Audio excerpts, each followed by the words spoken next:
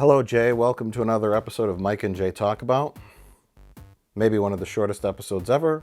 I understand you have something to tell me about The Simpsons, the show I have not watched or thought about in 25 years. And that's a bad thing. I've heard, well, from you, that it's gotten kind of good recently. Yes, I've been watching season 31 on Hulu. I think it's season 31, the most recent season. And I found it surprisingly funny. I haven't watched The Simpsons in probably, 5 to 10 years. And I was really enjoying season 31. But watching the new season, I was like, hey, you know what? I'm going to go back to the very beginning of The Simpsons and just watch it from the start. And so you started the Tracy Ullman show. Hey, Maggie, look! I started the Tracy Ullman show. I watched these shorts where the most hilarious thing to happen was Bart says hell or damn. And so I got to season 4, the end of season 4, for the famous episode Marge in Chains, which was talked about earlier this year with the start of the coronavirus. And I'm sure you're aware there's a lot of Simpsons predicts. The Simpsons have predicted this or that. As you know, we've inherited quite a budget crunch from President Trump. Does the episode start off? I don't think I really remember it very well. Does it start off with, like, a virus outbreak? Good Lord. Flu germs entering every orifice in my head.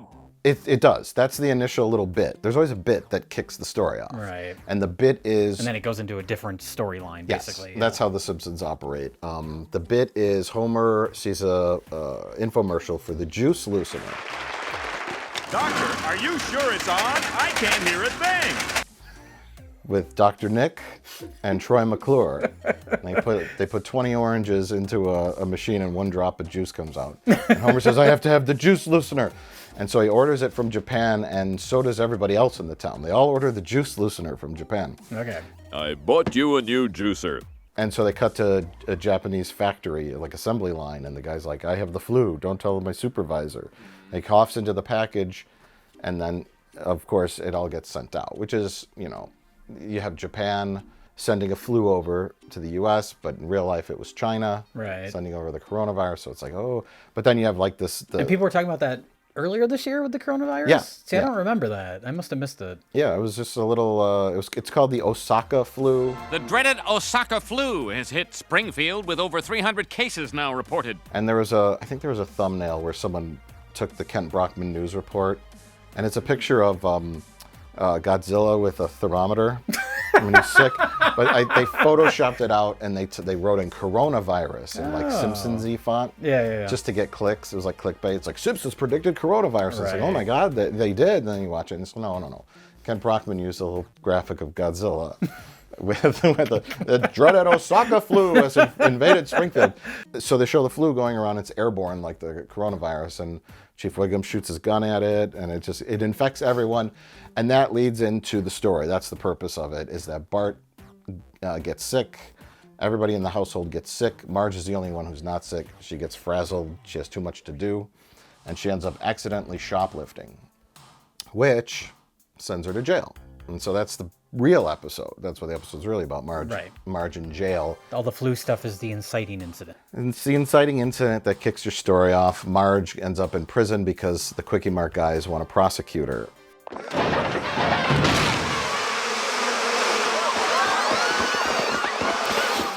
I'm cured! Ouch! Dubbed the murder hornet for its powerful sting and the way it decapitates its prey, this is the first time the world's largest hornet has been seen in the U.S. But the companies do say they will scale up the program if it is successful, guys. Very cool. We love it, Will. Thank you. Because of the epidemic, I have canceled my vacation to the Bahamas. I shall not leave the city. Hey, you! Get that steel drum out of the mayor's office. Sorry, man. The second half of the story, is that the town realizes that Marge is an invaluable member of the community because her bake sale money, her absence at the bake sale is just enough money to not make their quota. $15 short. Exactly what Marge Simpson's marshmallow squares bring in. Everybody needs Marge Simpson. What do you got, Bart? Pack of sugar and peanut butter smeared on a playing card? Ha ha! Your mom's a jailbird. And then it ends up at the end where they didn't have quite enough money to buy a statue of Abraham Lincoln. They had to settle for a statue of Jimmy Carter. So basically, the second half of the episode, which I don't know if anybody's watched it since the Osaka flu part. Everyone just remembers the coronavirus opening. Yes, but the end of the episode is Springfield rioting. Oh. Breaking into stores and tearing down a statue. He's history's greatest monster!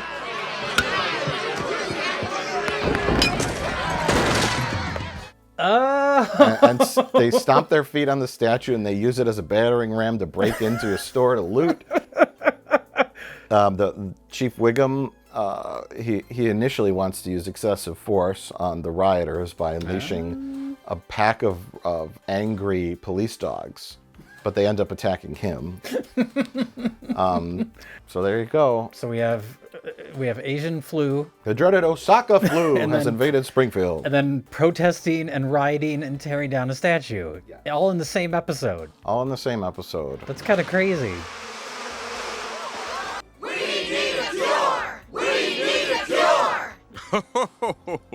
Why, the only cure is bed rest. Which encapsulates 2020. Because people always talk about, The Simpsons predicted this, Simpsons predicted that. Yeah. And there's so many things that Simpsons did that weren't predicted, but the fact that all those things are in one episode is kind of interesting. Yeah. Considering that's the entirety of this year. That's kind of crazy.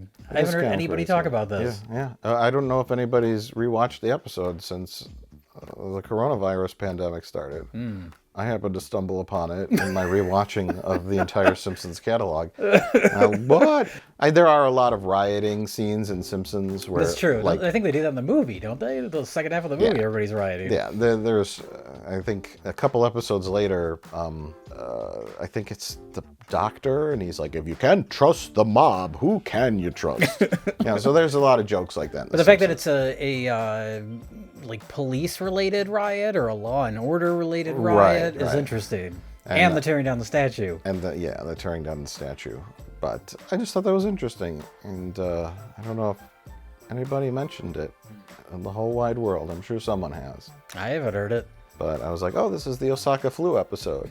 And then at the end, it got all too familiar. You know, the courts might not work anymore, but as long as everybody is videotaping everyone else, justice will be done.